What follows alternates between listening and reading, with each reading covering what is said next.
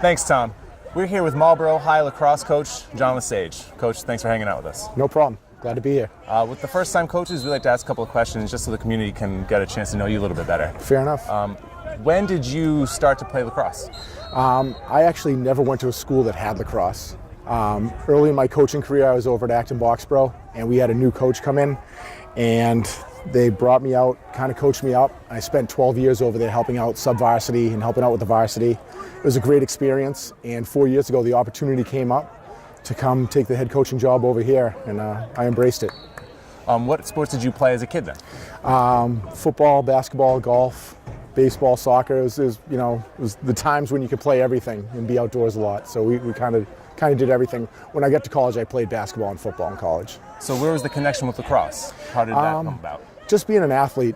We had a young coach that got hired when I was teaching at Acton Boxborough. He was a defensive coordinator at UMass Amherst, and he ended up looking for some younger coaches to help out the sub-varsity level.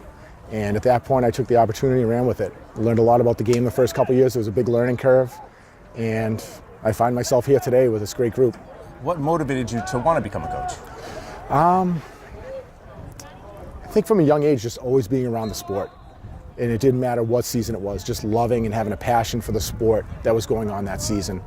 And it just kind of came naturally. And I went from my first coaching jobs as a football coach to secondly having head jobs as a basketball coach, and then my third job getting head lacrosse jobs. So for about 14 years, I was doing 3 seasons. Was there a coach in your past that maybe you take certain styles from that you use today with your players? I've had a ton of great mentors. I've been very fortunate. I know a lot of people don't necessarily have coaches that they look up to, but I've been very fortunate to have a lot of great coaches along the way. My high school basketball coach was phenomenal. Paul Housen Maynard. He does a great job to this day. They just got a state championship, and I learned a lot of life lessons from him and a lot of things along the way from him. Do you feel in your development growing up, not only as an athlete but a coach, did you tend to take more from a coach that was more of a disciplinarian, or did you take more from a coach that's more of a player's coach? I guess I was a little bit more bipolar with that. I think it was hot and cold. At times I felt like getting challenged and having a coach ride me a little bit really motivated me. And at the same time, having that chance to grow and maybe learn on my own and maybe not be so much discipline and kind of finding my own way through.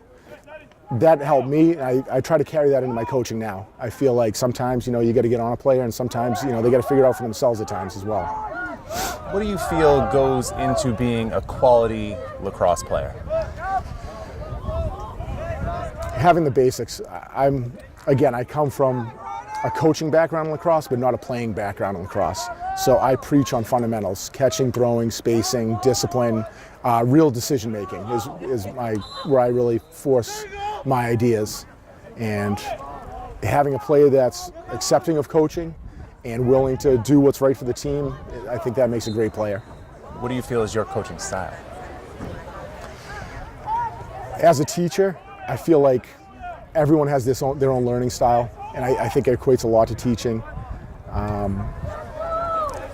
Everyone's going to be at a different level, and being able to adapt and figure out where these guys need to be, where you need to be for the guys. I feel like I'm a bit of a social chameleon. I feel like I can find different ways to get to guys, and I feel like I leave it open enough so they feel they're making decisions themselves, and we're working together at this. Now, today's game, you had a pretty decent-sized lead. They came back, the other team comes back towards the end. In those kind of situations where you feel you're losing the lead, what do you say to your players in the field to keep them focused? It's been the same message. Stay positive and work for your teammates. We have guys that put a lot of time and a lot of effort into this, and we always just try to put ourselves in the best situation to help each other. If it's making a better pass, if it's winning that ground ball for their teammates, it's just really it's the whole team concept. Since day one, we've really tried to change the culture. Lacrosse had been in the town for years before I took over, but it didn't seem like it had that stability or consistency. So being here the last 4 years, we've really tried to make that culture of guys believing in each other and having that consistency and wanting to be there for each other. as you said, your background doesn't include a lot of playing lacrosse. I'm sure that's the same case with a lot of the kids that you coach today. Do you find it difficult to get kids to come out from the lacrosse team, and do you feel like there's a bigger push and movement for lacrosse now that it's become more popular? In the overall area, I think lacrosse is getting more of a push and there's more excitement. I'm not sure if the community necessarily has embraced it. Each year, we have an influx of guys that are interested in playing. I believe this year alone, we outfitted 12 new players. And it's exciting to have new guys that are still interested. We have a lot of returning players. I feel like we haven't lost a lot of guys along the way. And we have guys that feel part of a family here. And it's been a nice family culture for us. Are there a couple of players in particular that you'd like to give some recognition to? I like to give the recognition to all these guys. I mean, we set up game plans, we set up practice situations. We try to put these guys in the best situation to succeed. And I think all these guys are doing an outstanding job. We have some players that are recognized, committing to some very prominent schools early in their careers. I think it's just all the guys. I think it'd be unfair to pinpoint one or two guys. I think we have just an outstanding culture, an outstanding group of character players. And they do the job on the field. They really get it done. In regards to that, with character players, I believe last year we had 9 National Honor Society players, and this year I think we're working on 10 National Honor Society players. So it's been just really awesome being around this group of guys. It must be nice to be able to see them as student athletes instead of just looking at them as athletes, that they have other aspirations outside of the athletic field. Yeah, we have some really bright kids that are going to go on and do some awesome things, and I'm just really proud to be part of this group. That's great. Well, it seems like they're pretty lucky to have you as their coach, really.